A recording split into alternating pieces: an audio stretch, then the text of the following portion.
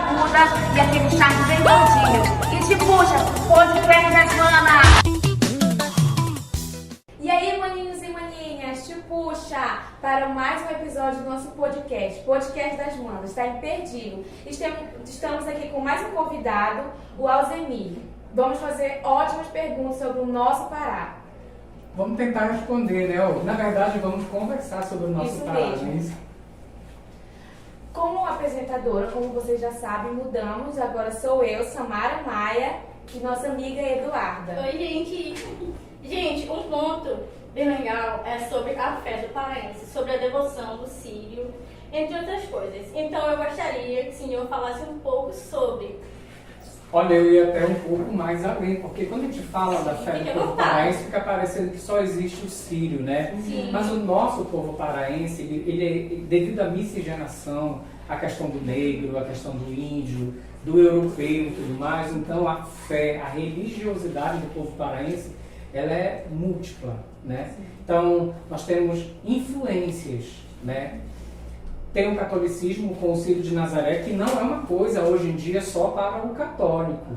Você vê, por exemplo, lá no Círio, evangélicos distribuindo água. Eu acho isso muito lindo, porque vai para além do aspecto da fé de uma religião específica, sabe? É como se eu estivesse me humanizando e vendo o sacrifício das outras pessoas e me com aquilo. Eu acho isso muito interessante. Isso é para além de crer em uma determinada religião. A Fafá de Belém falou há pouco tempo em um podcast também, que eu achei super interessante, que assim, o povo paraense, ele é governado por mulheres. Aí todo mundo ficou assim. Como assim, né? Como assim, né? Olha, lá no Pará, as mulheres é quem manda. Por exemplo, nas aldeias dos índios, por exemplo, tinham as icamiabas, que eram as índias.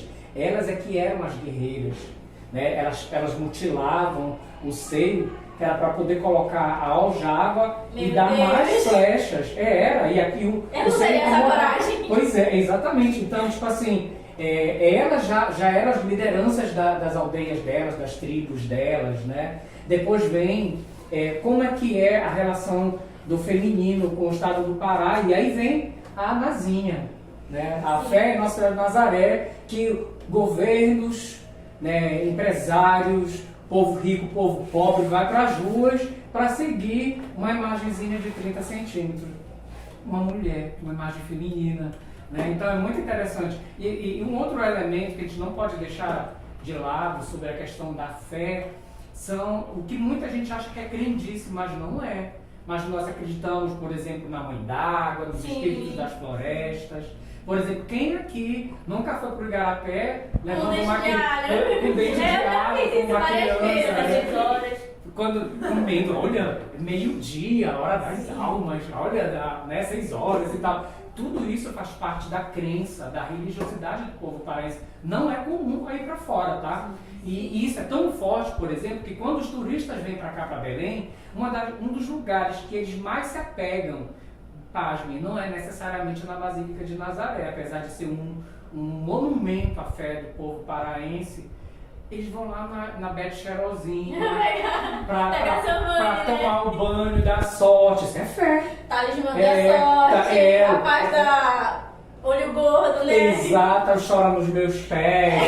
Tem outra também que a gente vai citar, né? Se você não acredita, porque fé é acreditar, né? Sim. Se você não acredita, por que você faria tudo isso? Olha, quando o pessoal da Netflix veio para cá, para Belém, para gravar aquela série, que parte dela foi gravada em Mercado de Carnes, por exemplo, eles se impressionaram com o misticismo que envolve. E não é só um misticismo de eu acredito na Curupira, na Matinta Pereira e tal, como se fosse uma historinha. O povo crê que existe, sabe? Isso é tão levado tão a sério que, por exemplo, tem depoimentos deles após as gravações de que no momento que a Matinta Pereira ia aparecer, deu uma ventania e coisas começaram a se movimentar, por exemplo, nos bastidores das gravações. Eles acharam aquilo assim, muito espiritual, muito energético, né? O mesmo aconteceu quando eles vieram aqui para o Lagoa Azul, que é aqui pertinho. Eles gravaram trechos da minissérie lá, eles sentiram essa vibração da floresta, porque isso está enraizado na nossa cultura. Não é só acreditar em Jesus, em Maria, mas é acreditar numa energia que flui das florestas, das águas, né, do povo, né? Tem gente que anda com o dente de alho, mas anda com arruda para espantar o olho gordo, né? Manda benzer menino quando, né, por conta do quebranto, o olho gordo. Tudo isso faz parte da nossa cultura. E eu vou te dizer mais, pode andar em qualquer lugar. Só existe aqui no estado do Pará. E eu acho isso lindo, lindo, lindo. Também, além de tudo, não podemos esquecer da educação, né? Continuamos um pouco sobre a educação no Pará. Olha, nós temos números muito interessantes. Temos, claro, muita coisa para melhorar, né? Sim. A gente precisa fazer com que a educação ela chegue a todos, literalmente todos, independente da idade. Tem uma cultura que acha que porque você está amadurecendo, envelhecendo, você não pode mais voltar para a escola, não pode voltar. Quando eu fiz educação física, tinha um senhor, o seu Pedro, ele tinha 70 e poucos anos fazendo educação física com a gente. Ele era assim, um exemplo para nós, né? Uma inspiração. Então nunca é tarde, nem para começar, nem para terminar. Aliás, nunca termina, né? Porque é conhecimento. E assim, nós temos produções acadêmicas muito interessantes, contribuições que paraenses deram, né? Por exemplo, nós temos um dos maiores centros de pesquisa com primatas aqui em Belém.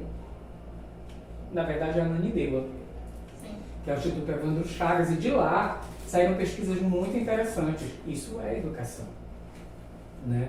E a educação começa, bem pequenininho. Dentro de casa, né? E isso é coisa séria, né? Hoje em dia, por exemplo, você chega na escola, nós temos um currículo tão extenso que o aluno ele se esgota tanto estudando, porque ele tem que conhecer, ele está com o celular pesquisando e vem através de vídeo, muita notícia chegando, muita novidade, muito conhecimento novo, muitos saberes novos, e todo mundo quer colocar isso dentro do currículo. Será que a gente precisa realmente saber de tudo? Será que a gente não precisa, talvez, focar mais para que o aluno saia daqui mais inteiro dentro de determinados aspectos? Isso não impede ele de continuar sendo pesquisador e aprendendo a descobrir o universo do conhecimento. Isso é muito importante, né? Mas nós precisamos mais de investimentos em educação para melhorar a qualidade, e esse investimento ele vai desde o profissional à infraestrutura dada para que a educação aconteça. Você já viu a diferença? Eu não estou aqui fazendo comparação, nem levantando bandeira de ninguém. Você já viu a diferença das estruturas do judiciário, por exemplo, e as estruturas da educação? Né? São coisas muito assim, diferentes. Né? Você vai lá, por exemplo, quando chegou na pandemia, o professor ele teve que comprar o seu computador, ele teve que botar a internet na sua casa, ele teve que aprender a se adequar nessa nova realidade que permanece até hoje. Mas, por exemplo, no judiciário, o juiz tinha um técnico que ia lá, estava na casa dele, o computador dado pelo tribunal, aquela coisa toda. Nós não tivemos essa mesma infraestrutura. Mas eu queria aproveitar para ressaltar algumas questões aqui, voltando para cá para Timóteo. Nós temos doutores aqui. Vocês já sabiam que filhos de Timóteo já dirigiram a UFPA? Pois é. Não. Reitoria da UFPA, filhos de Timóteo. E quem são esses? Pois é, eu não recordo o nome para dizer, e eu não vou me atrever de dizer para não cometer o erro. Sim. Mas se a gente pesquisar direitinho, fica aqui a sementinha para que a gente... Edinaldo Teixeira. Exata, Edinaldo Teixeira, né? Edinaldo Teixeira, foi reitor da UFPA, filho de Nova Timóteo. Daqui nós tivemos já, assim, pessoas que nos representaram no âmbito da educação muito grande. Hoje nós temos doutores, mestres, que estão fazendo a diferença, construindo mapas para que outras pessoas possam chegar lá, né, e servir de exemplo para nós. Eu lembro que no passado, aqui em Timóteo, há muitos anos atrás, nós não tínhamos ainda acesso a mapas. Hoje tudo é fácil, chega na internet, digita, está tudo lá. Sim. E nessa época, a produção de material ela era bem menor. Tinha.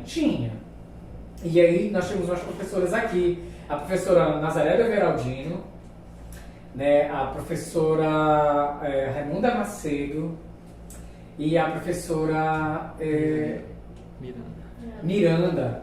Elas faziam história. E elas falavam sobre Timóteo, sobre a cultura daqui e tal. Então eles queriam um mapa de Timóteo e Aja procurar, e não tinha nada em canto nenhum. E aí, quer dizer, dava assim no livro e tal, mas elas queriam colocar no trabalho delas. E aí eu fui e desenhei o mapa para elas. Sabe aquele manuscrito assim? Cara, foi assim um dos meus primeiros desenhos que eu entendi a dimensão que era levar aquele desenho para o UFPA e tal, dentro de um trabalho acadêmico. Caramba! Isso pra mim foi muito importante para mim, entendeu? Eu era aquele moleque assim, magrelo, né? Só osso, só olho, só joelho. Aí de repente as professoras me viram, tipo assim, viram algum tipo de potencial, né? Que é muito legal a gente aprender a olhar para o outro e ver nele potencial. É muito triste quando a gente vê alguém só critica, diminui, sabe? É como se tirasse o mérito daquela pessoa, dela ir muito mais além. Eu não. Eu tenho um olho muito treinado para olhar para as pessoas e dizer, isso aqui vai longe. E vai, gente. E a gente faz trabalhos muito interessantes, sabe? E voltando para a questão da educação, e eu acho que muito do que sou hoje veio dessas bases, dessas mulheres, da professora Nazaré, da professora Miranda, da professora Raimunda, da Ana Lúcia Félix, da Aline, de tantos professores que passaram na minha vida, e que cada um que depositou um pouquinho de conhecimento, de estímulo para que a gente fosse muito mais além, principalmente nós que tivemos uma vida difícil. Olha, nossos alunos, ele vem da zona rural, pega o carro, vem para cá, enfrenta a distância, às vezes foge do horário de comida, né? Muitas vezes chega na escola, às vezes a comida, né, não é lá tudo aquilo que poderia vir a ser, e mesmo assim chega lá. É teimosia, né? É insistência, sabe? Pô, porque é muito fácil desistir, sabe? Acho que desistir é muito fácil. Você começa a fazer uma coisa, não quero mais. Mas você ir lutando contra tudo e contra todos, e prova o seu valor, sabe? Você não precisa que ninguém mais reconheça o teu potencial. Você vai lá, esfrega na cara de todo mundo e pronto. Dane-se. 10 humanos. Maninhos e maninhas, agora a gente vai falar sobre a arte paraense, sobre o carimbó, as músicas. E eu queria que você, claro, nos falasse um pouco sobre isso. Olha, eu sou um apaixonado por arte. Todas as artes. Eu acho que tudo é arte. Comida, inclusive, é arte.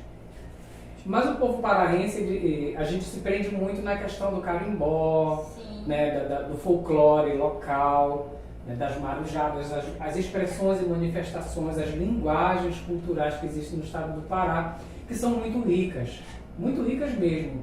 Né? E tem um detalhe, cada região do estado, cada micro-região do estado, tem culturas muito específicas. Por exemplo, o carnaval de Cametá não é igual ao carnaval de Timóteo, como é diferente do carnaval de Bragança. Tem peculiaridade, nós temos os pretinhos do mangue, não sei, de determinados lugares. Então, tem especificidades muito interessantes dentro da cultura. O carimbó nosso hoje é patrimônio, né, assim, imaterial. Mas, por exemplo, em Santarém Novo, bem aqui pertinho, lá se dança carimbó de paletó. Meu Deus, eu não sabia disso. De paletó. E é o único lugar do estado do Pará que você só entra na roda de carimbó se estiver devidamente trajado. Né? Então, assim, é muito interessante, não só a nossa cultura, no sentido da música, da dança, do teatro, mas as peculiaridades que tem dentro de micro-regiões, né? Que cada um traz elementos daquela região que influencia a cultura como um todo. Mas eu também queria chamar a atenção para uma coisa muito interessante, porque quem acha que o Pará só produz coisas regionais, voltadas com a influência do negro, do índio e tal, que isso é muito importante e é um marco, mas aqui se produz ópera, por exemplo, cinema, por exemplo. Né? Então, não é uma coisa restrita apenas ao norte e ao sul. Então, tipo assim, eu vou lá para o Pará, vou encontrar só coisa de índio. Temos, mas nós temos também, e não é por conta da cultura europeia, não é por conta da influência que vem de fora, é produzido aqui, com a linguagem daqui, e valorizando a cultura local, com a linguagem local. Eu participei de um processo seletivo que era para um curta-metragem filmado aqui, que era sobre Severa Romana. Aproveito e dou um spoiler aqui. Pode ir lá no YouTube e procurar Severa Romana, foi um amigo meu que dirigiu e tá lá. Então, por isso que tem leis de incentivo para a produção do audiovisual, inclusive local. Aqui, por exemplo, nós temos produção de animação. Vocês já ouviram falar? Mas tem. Nós temos produção em animação, ou seja, nós temos produção de cinema. Em Belém tem festival de cinema, com curtas e longa-metragens filmados no Pará. Por exemplo, filmes antigos, né, que eu vou citar aqui só como exemplo, mas tem muita coisa atual. Tem Mulheres Choradeiras, por exemplo, que conta a história das carpideiras. Carpideiras eram aquelas mulheres que eram contratadas para chorarem nos velórios. É verdade, engraçado, né? Eu queria ser paga pra isso. Porque, tipo assim, Deus o livre, você ir pro velório e chegar lá e não tivesse gente chorando, parece que ninguém amava o falecido, né? Então você contratava as carpideiras que estavam chorando o tempo inteiro. Pagavam para chorar. Meu Deus. É verdade. Então tem um curta chamado Açaí com Jabá. Tem no YouTube, tá, gente? Tem muita coisa. Então, eu quero ressaltar que nós temos o carimbó, nós temos uma riqueza em dança, né, que são as nossas danças folclóricas, mas nós temos balé, nós temos escola de balé, escolas de dança, né, que nós vamos muito além. Nós temos escolas de música e eles aprendem a cultura erudita. Então, tipo, não é porque a gente mora no norte que todo mundo acha que todo mundo anda em cima de Jacareí. Não, aqui se produz. Nós temos aqui paraenses dançando no Bolshoi, por exemplo, né, que é uma companhia de dança assim, conhecida internacionalmente. Né? Nós temos pessoas que saíram daqui do nosso estado, estão representando o nosso estado. Nós temos a Joelma, nós temos a música, nós temos a Fá de Belém, né? Nós temos a Leila Pinheiro, Manu Batidão, que agora está explodindo aí. Nós temos assim um repertório e um arcabouço absurdo de artistas. E que tem um detalhe, né? Muitos começaram com barzinho e hoje ganharam os holofotes. E fazem questão de bater no peito, levantando a bandeira do nosso Pará. Isso é muito legal. É muito bom a gente ter orgulho disso. E a culinária paraense é bem conhecida, né? Dentro e fora, bem famosa, assim, pelas suas comidas típicas, como temos açaí aqui, né? E continuando, professora, qual é a sua comida preferida? O que você acha de tudo isso? Olha, eu sou um apaixonado pela culinária paraense. Em Belém tem uns lugares que eu gosto muito de ir, né? Inclusive, quando eu vi aqui as cuias, tudo lá é servido em cuia. Eu falei exatamente isso. Tem uma isso. Amazônia na cuia, tem um sabor mister na cuia. Tem vários. Na verdade, hoje em dia, a culinária paraense é como se ela estivesse em alta, tá? Né? Assim, por muito tempo, nós tivemos uma cultura muito marginalizada a nível de Brasil, né? Como se o norte fosse sempre o último. Tudo aqui chega por último. Como se a tecnologia, a valorização, tudo para cá chegasse por último. Quem vai daqui aí para fora, as oportunidades, não vem do norte. É como se a gente sofresse um certo preconceito, né? Mas hoje a gente está construindo uma identidade que não interessa necessariamente a opinião dos outros sobre nós. Olha, quantos estados brasileiros você conhece que usa como roupa a bandeira do Pará? O paraense usa? Usa. Inclusive, eu queria usar o de malhotinha. Tem muito orgulho, entendeu? Usa estampado no peito, sabe? Porque são traços da nossa cultura, aí vem N fatores e a nossa culinária é uma das maiores. Deixa eu falar uma coisa para vocês que inclusive nunca mais ouvi falar disso. Em Belém, teve um encontro sobre gastronomia na Europa e tal, e chefes da culinária amazônica e paraense levaram, né, para eles experimentarem o tucupi, comidinhas daqui. Foi um espetáculo.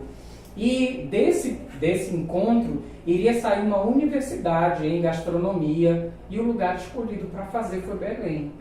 Essa universidade, ela seria construída com o dinheiro vindo de vários países, justamente para que a comida paraense deixasse de ser comida e passasse a ser pesquisa. Porque ela é exótica, ela é diferente, né? Enquanto o pessoal come massa, come o macarrão, tipo assim, para nós isso é tão trivial, isso é tão comum. Agora deixa eles virem para cá, experimentarem o beiju, né? Experimentarem o capitão, aquele feijão verde amassado com a mão.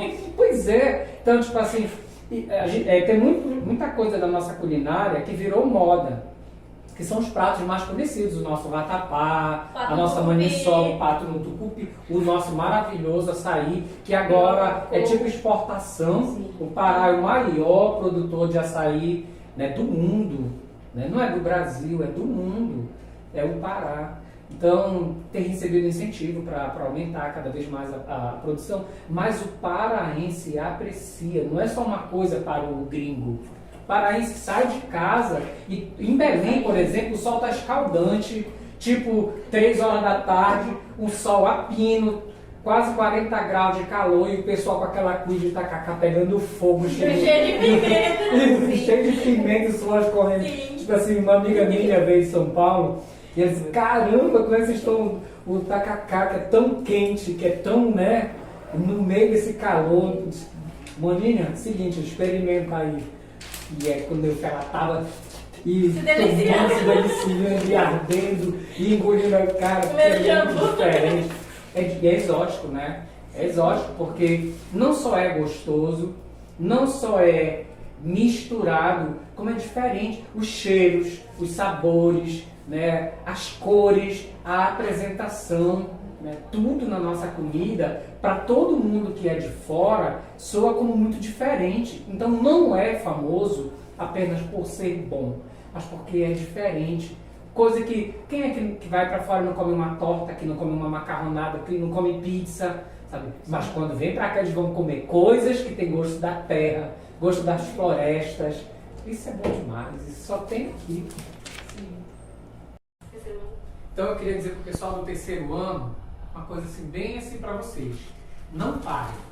Virão desafios, virão dificuldades, virão barreiras, virão pessoas que vão colocar vocês para baixo, mas eu acho que vocês têm que ser resilientes, sabe? Persistentes, teimosos, numa teimosia generosa, aquela teimosia que te projeta para frente. Não aquela coisa assim que eu vou cometer o mesmo erro teimosamente, não é essa. Mas tipo assim, você disse que eu não consigo, pois eu vou lhe mostrar que eu consigo. Eu vou tomar um tacacá, dançar, curtir, ficar de boa. Bom dia, maninhos e maninhas. Temos um babado, uma bomba para vocês. Estamos aqui com o professor Wallace para ele contar umas coisinhas assim pra gente, né, professor? Ele se abriu um pouco com a gente. E também vamos contar um pouco sobre mitos e lendas do Pará, tudo por dentro do Pará, porque Pará é maravilhoso, né, gente? Primeiramente, né, uma satisfação estar aqui no podcast da Lembrando, receber esse convite maravilhoso das meninas, e na hora eu topei, né, estar aqui.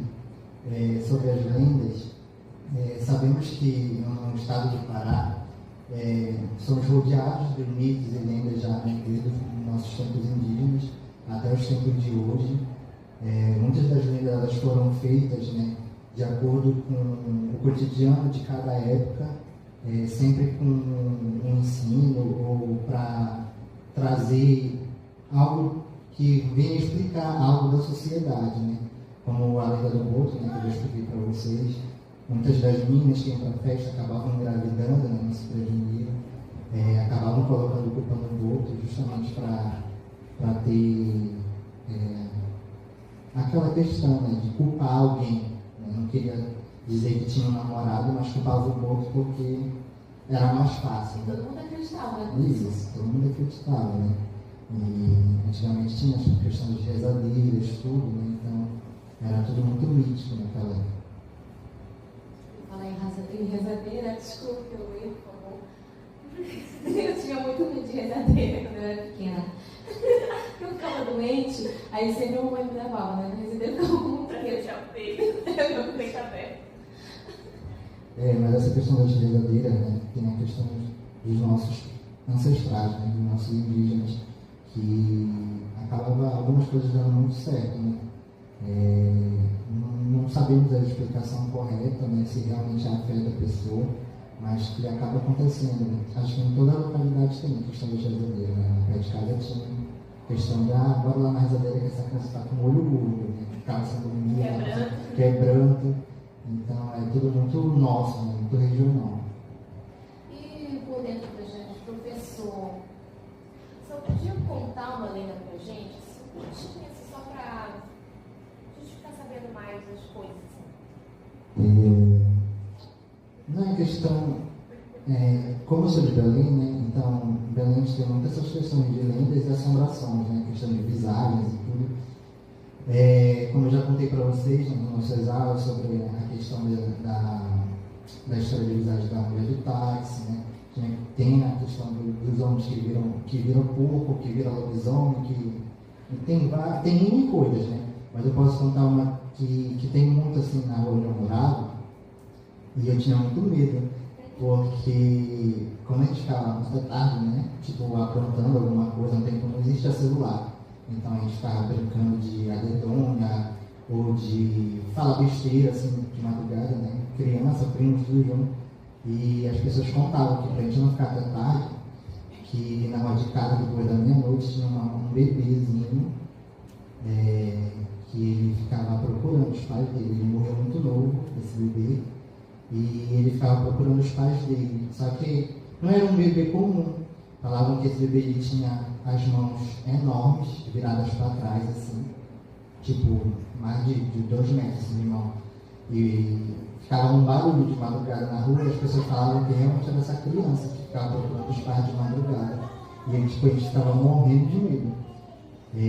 Mas aconteceu uma coisa assim muito peculiar, assim, muito diferente. Na rua de casa, uma vez o meu vizinho ouviu um barulho de madrugada. Ele foi olhar na brecha, né? Questão de fuxiqueiro mesmo. Houve um barulho já na porta, só que a gente não teve muito cuidado, a gente realmente não sabe o que acontece, né? Aí ele acabou vendo uma pessoa do tamanho do pote. Ele ficou, no outro dia, ele passou o dia inteiro de febre, assim, muita febre mesmo, porque ele ficou assustado com o que ele tinha visto. Então, ninguém sabe se realmente foi o medo, né? Que as pessoas falam que quando a gente tem medo, a gente acaba vendo coisas, ou se realmente foi algo que ele viu, mas que ele ficou com muita febre. Meu Deus, que história. E tem muitas, tipo, na rua de casa tem muitas mesmo. Pois é, eu também li bastante a tua, não tem muita história, assim. Não. E eu também não entendo muito de lenda também. E Círio, professor? O senhor frequenta o Círio, o senhor gosta? Quando criança, o meu pai me levava, né, desde pequeno no Círio, assim, quando eu era bem pequeno. Só que depois de um tempo, depois de 6 anos, eu deixei de ir, porque eu passei por muitas denominações durante a minha vida, sabe? Eu sempre fui uma criança que eu sempre quis me sentir bem onde eu estava. Eu estudei 7 anos a Bíblia como testemunho de Jeová. Eu quase me batizei, só que acabou tendo algumas coisas que eu não me sentia bem e acabei saindo. Aí depois, alguns amigos meus me arrastaram para a Universal, para Quadrangular, para ser protestante. Aí acabou que eu acabei não me adaptando a algumas coisas e acabei ficando tipo em casa, né? Só que lá na rua de casa tinha uma questão de tradição, né? Paixão de Cristo e tudo. Aí foi que eu fui convidado a participar e desde então eu participei durante 15 anos na Paixão de Cristo na rua de casa e isso foi tipo, me atraindo para a Igreja Católica. E eu fiz minha primeira comunhão e minha crisma com 17 anos E desde então foi que eu comecei a me inserir no Sírio, né? E desde então eu participava tanto das transladações, né? Da primeira transladação até as últimas e participando de tudo, a Armário da Juventude, do Sírio. Então, tipo, para nós paraenses é questão muito forte, né? O Sírio, em todas as cidades, não só na capital. Até alguns amigos meus que são evangélicos falam que realmente é um tempo que a gente acaba sentindo algo diferente na cidade, né? Tanto que tem a questão da Assembleia de Deus que fica ali na Avenida Nazaré, que acaba também participando do Sírio, ajudando os irmãos que estão lá para pagar sua promessa. E como eu falo, né? A questão da fé, não existe uma denominação certa, mas sim o amor, a questão que a gente demonstra para as pessoas. Deus, ele não colocou uma religião certa no mundo, mas ele deixou para a gente o amor, para a gente amar o próximo. Então essas questões são muito de todos, né? Não só do católico, não só do protestante, não só das pessoas do mundo, não, mas uma participação de todos. Professor, para quem não sabe da professor de português, a gente queria também saber dos dialetos, das línguas, porque o paraense tem um linguajar diferente, né? Nós temos esse chiado, né? Que todos falam, né? Eu, em 2019, eu fui embora para morar no Rio de Janeiro. E quando eu cheguei lá, as pessoas, aonde eu estava, falavam assim, não é daqui, tu é da onde? Eu falei, sou de Belém, eu sou do Pará. Tá da terra de Israel, não sei o quê. Aí eu falei, sou de lá mesmo. E acaba que a gente, ao mesmo tempo que é peculiar, nossos chiados, nossos dialetos, algumas gírias, a gente vai falar, eu tô brocado, sabe? O que é isso?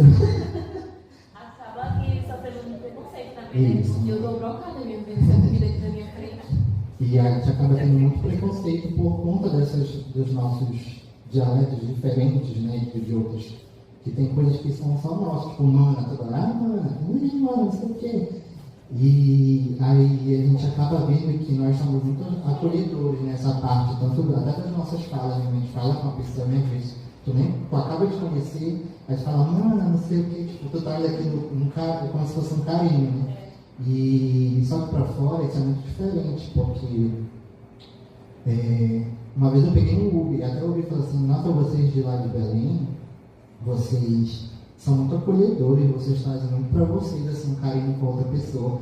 Aqui no Rio, ela falou que ela já tinha vindo para Belém, que tinha sentido algumas coisas, e ela acha muito diferente. No Rio de Janeiro, as pessoas, tipo, moram em apartamento, moram uma porta do lado da outra, e às vezes não sabem nem o nome do teu vizinho. E aqui não, né? Todo mundo se conhece, a gente para na frente de casa para conversar com o vizinho, para pegar aquele vento. Sabe da vida de todo mundo, mas ao mesmo tempo a gente acaba acolhendo, né? Todos, quando a pessoa precisa realmente estar lá para ajudar. Então, eu senti muito isso quando eu vim para cá, eu sou de Belém, estou morando aqui na UTBT, então eu senti muito acolhido aqui, como eu nunca me senti em cidade nenhuma. Porque eu cheguei aqui, as pessoas não me conheciam, então já procuraram kitnet para ficar, aí a direção já arranjou um fogão, já nos ajudaram com nossos trabalhos, então a gente foi muito acolhido nessa questão. E voltando para a questão das nossas ligas, né? Lá fora, nós não somos conhecidos como região norte, como só o Pará, eles falam que o Nordeste é tudo isso aqui, Norte e Nordeste é tudo junto. Então, lá eles me chamavam de Paraíba, alguns. E tipo, eu ficava, por que Paraíba? Não, porque tu não é daqui. Tipo, quem não é do Rio de Janeiro é Paraíba para eles, que falam diferente. Porque vocês são isso, vocês aqui lá. Aí acaba perguntando, lá tem muito índio. Lá tem muito índio, como aí é tipo açaí. Credo, vocês tomam açaí com comida. Não, aqui é tipo um sorvete. Eu falei, mano, isso aqui não existe lá. Tipo, existe, só que a gente acaba tipo, dando preferência que é nosso, né? O nosso não. Não sabe entender. Meu Deus do céu, olha isso aqui, esse camarão. Eu posso chegar perto do seu leste. Eu já fui ao leste quando pequeno, tocava no camarão minha mão cheia de polvo. Só que agora, depois de adulto, graças a Deus, eu não tenho toda a alergia, eu amo camarão.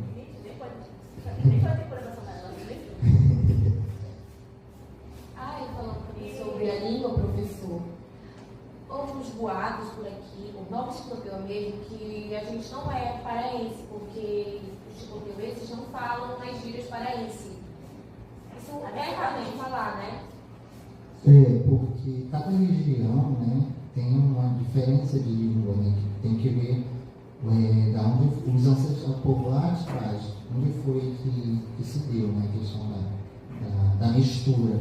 Porque tipo, Cametá, eles falam diferente, tem a questão que teve muita influência lá dos franceses, né, então é um sotaque totalmente diferente, tipo, de quem mora em Belém, de Belém é um sotaque totalmente diferente de quem mora em Vigia, em Bragança, que fala, né, que os portugueses chegaram no Pará por Bragança, que falam, né?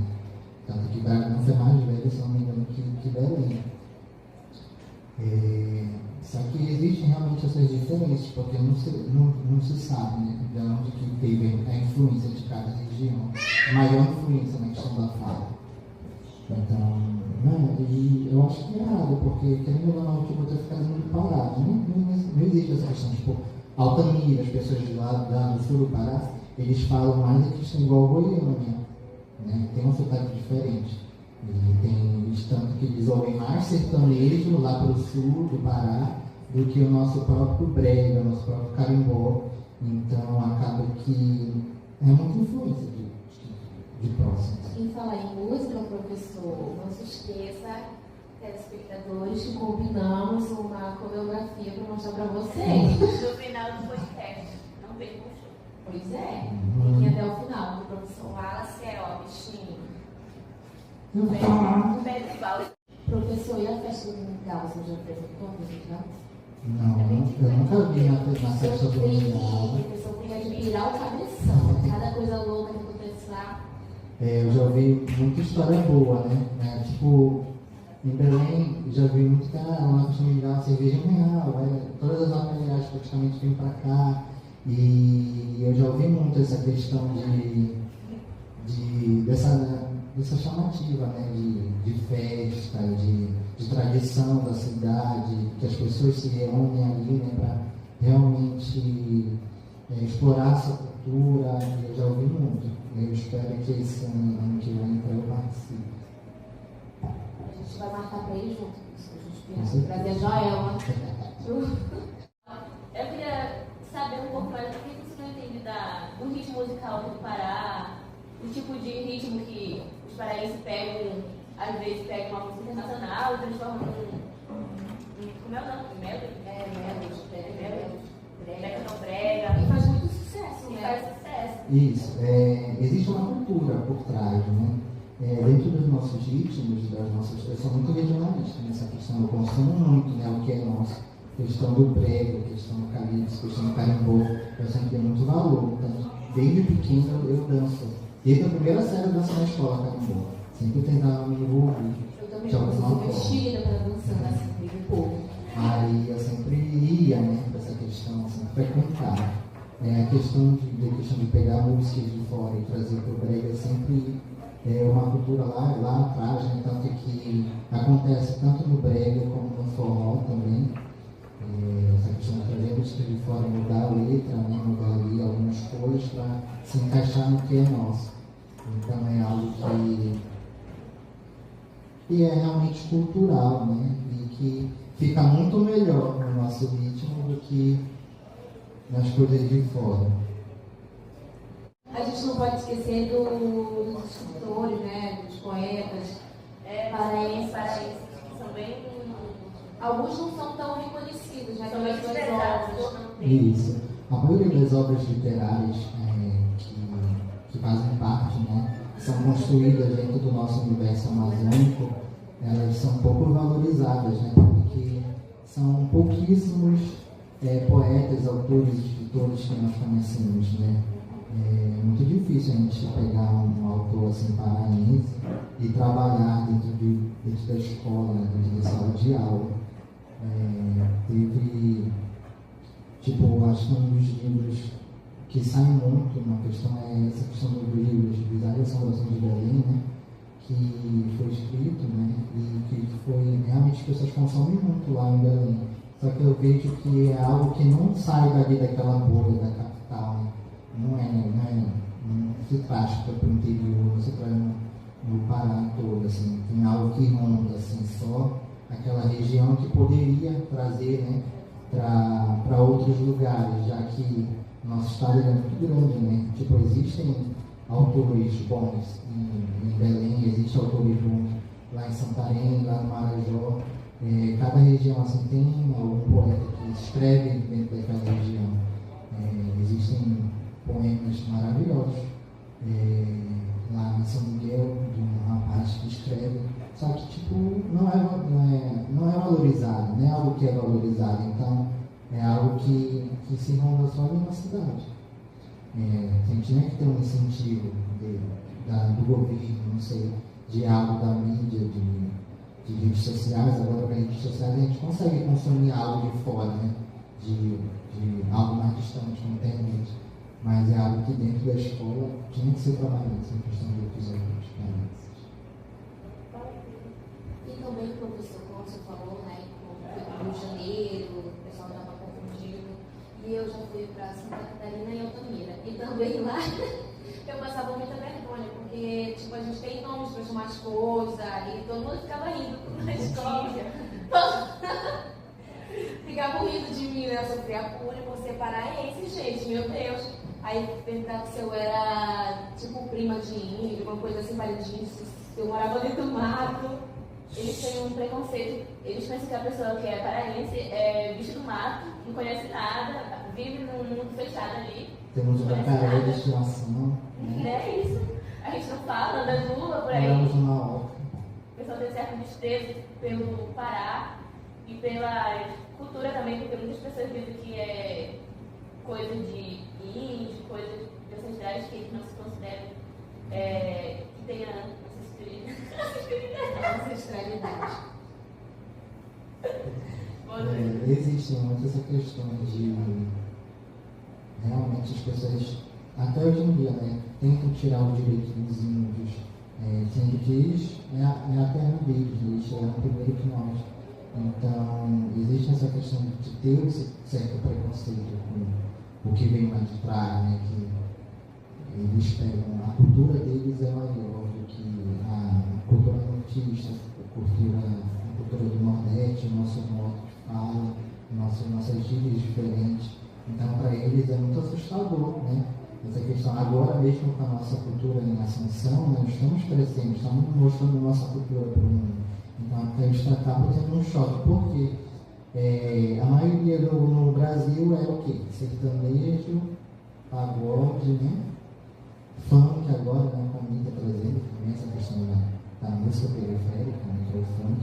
Então, só que quando chega a questão da música periférica chegar numa alta sociedade, eles se assustam, porque o pop está chegando junto, está ficando igual com o que se considera na classe alta. Então, para eles é um susto, tipo, o brega, né, o tecnobrega chegando agora, né, entrando na nossa música. Tanto que a Gabi cantou com, como é que diz? Orquestra lá de São Paulo, né? Ela cantou com a orquestra de São Paulo e ela disse antes de começar a música que a música paraense periférica, da periferia, estava chegando na alta sociedade, porque nunca se viu a mistura de uma orquestra sinfônica de São Paulo, né, que é algo que só toca para classe alta, tocar um brega, tocar um tecnobrega, né? Então é algo que nós estamos chegando ali nas grandes cidades, em um patamar maior. Vai dar no horário. Falando sobre a educação do Pará. O senhor acha que a educação do Pará é uma educação que traz oportunidades para os jovens paraenses? Ou ela é meio que escassa, pois não tem uma estrutura para fazer com que os jovens paraenses consigam ser alguém? Sobre a educação, há muito que avançar ainda, né? Nossa educação, infelizmente, não só no Pará, mas no Brasil, porque ela é muito escassa. Não há uma valorização dos professores para exercer, né, um papel ali. Acaba que, às vezes, o professor tira do seu próprio bolso materiais, né, de xerox, de tudo, porque o governo, infelizmente, dele não dá esse suporte. Então, principalmente no Pará, eu vejo que há uma escassez muito grande, mas já fomos piores, né? Hoje em dia o governo está trazendo algo de valorização, mas ainda há muito que avançar, porque o nosso Pará é muito grande, né? A questão dos ribeirinhos, que para chegar neles é muito difícil o acesso, né? Da educação, mas que da saúde, de tudo, mas que com a evolução das redes sociais, hoje em dia tem a questão das placas solares que eu estava vendo, né? Os ribeirinhos, tem um Instagram que ele está visitando, né? Todos os municípios do Pará, que é o Visite Pará, se vocês já viram no Instagram. Ele está visitando 144 municípios do Pará e ele está agora na Ilha do Marajó, então ele está vendo a questão dos ribeirinhos, né? Chega lá nos ribeirinhos, hoje em dia está tendo energia, por quê? Por conta da placa solar, né? Tem lugares que realmente é difícil o acesso, mas a placa solar ela tem, né, como colocar ali uma energia naquela região. Então, já tem posto de saúde que tem energia, já tem escola que já tem energia, tem internet, que antigamente não existia, né? Então, é algo que nós estamos aí avançando para algo, né? Para o futuro, para as pessoas lá na frente, mas que ainda há muito para avançar. Estamos encerrando o nosso podcast e queremos que o senhor deixe uma frase de incentivo para o nosso terceiro ano, para os jovens que sonham em ser alguém na vida para que não desista. Deixe uma frase de incentivo para eles. O que eu sempre falei para vocês, né? Eu já trouxe aquele vídeo daquele ratinho lá, né? Na aula de vocês, já trouxe aquele texto que fala sobre a questão da valorização, de amar o próximo, de respeito e de realmente ter força de vontade para ser alguém. Na nossa vida, nada é fácil.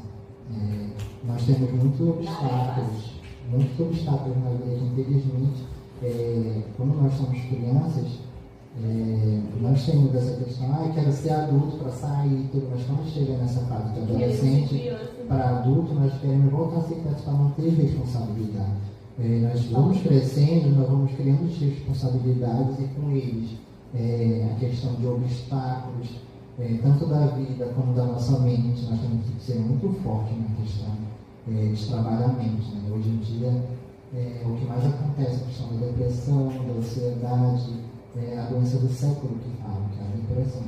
Então, que vocês possam ser fortes, né? Que vocês sempre há um amanhã que pode ser melhor que o hoje. E assim, pensar sempre positivo, porque no momento que a gente pensa negativo, a gente acaba caindo pelas coisas ruins, né? E pensar sempre que não, amanhã vai ser melhor, se hoje não der certo, amanhã vai ser, e se não der para ser, eu vou correr atrás para ser no outro dia, porque já aconteceu muito comigo, sabe? Eu perdi meus pais muito cedo, já falei para você, né? Perdi minha mãe com 2 anos, e sempre meu pai me criou ali na maior dificuldade, eu cresci, não, vou dar o melhor futuro para o meu pai, né? Eu chegar numa certa idade que ele não vai poder trabalhar, eu vou dar tudo para ele, que ele sempre me deu tudo, mas infelizmente a vida dela não é como nós queremos, né? Eu perdi ele com 17 anos, mas mesmo assim, eu estava no primeiro ano do ensino médio, eu fiquei 1 mês sem ir para aula, porque a minha mãe ficou muito abatida, era muito ligada ao meu pai, só que aí, depois a gente respira fundo, né? Põe a cabeça no lugar, não, vou correr atrás, porque se eu não posso dar um futuro para ele, eu tenho que dar um futuro para o meu irmão, para minha sobrinha, que nasceu esses tempos, para minha madrasta, que me criou desde os 2 anos com a minha mãe, realmente, eu não vejo ela como minha madrasta, como a minha mãe. E tem outras pessoas que dependem da gente, né? Então, e nós, né? Nós temos que dar o futuro para nós mesmos, então, que possa ficar essa mensagem para vocês, que vocês possam correr atrás por vocês, e que vocês nunca desistam do sonho de vocês. Podem ver um vídeo que a pessoa ficou 10 anos, o sonho dela era passar em medicina. Ela passou em química primeiro, fez a licenciatura de química, depois ela foi para, depois de 10 anos tentando, ela passou em medicina, que é o que ela queria. Então o sonho dela é que ela nunca desistiu. Então hoje pode ser difícil, mas lá na frente se torna mais fácil. Em momento tão esperado. O professor vai ensinar a Samara quando eu passei aquele momento tão esperado. E esse é o fim do nosso podcast. Queremos agradecer a todos que ouviram. Foi um pouquinho longo, Queremos agradecer ao senhor por ter aceitado nosso convite e sou muito grata por ter o senhor como professor. Sabemos que ano que vem não vamos ter mais contato, mas sou muito grata e é isso. Obrigada, gente. Queria agradecer o convite, né? E sempre estarei à disposição, mesmo vocês terminando, né, o ensino médio, estão no terceiro ano, vão para a faculdade, alguns já vão para trabalho, para ensino técnico, vão para cursinho, para tentar o curso que quer, mas que vocês podem sempre contar comigo, né? Vocês têm o meu contato, vocês têm as redes sociais, hoje em dia a gente pode estar tendo esse contato, então eu agradeço o convite, podem sempre contar comigo. Obrigada, professor, sou um amor.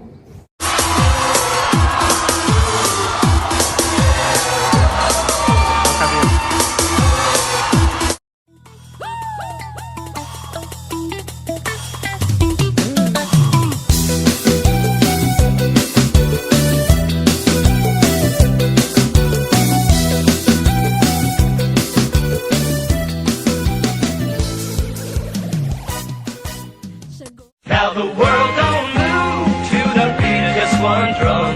What might be right for you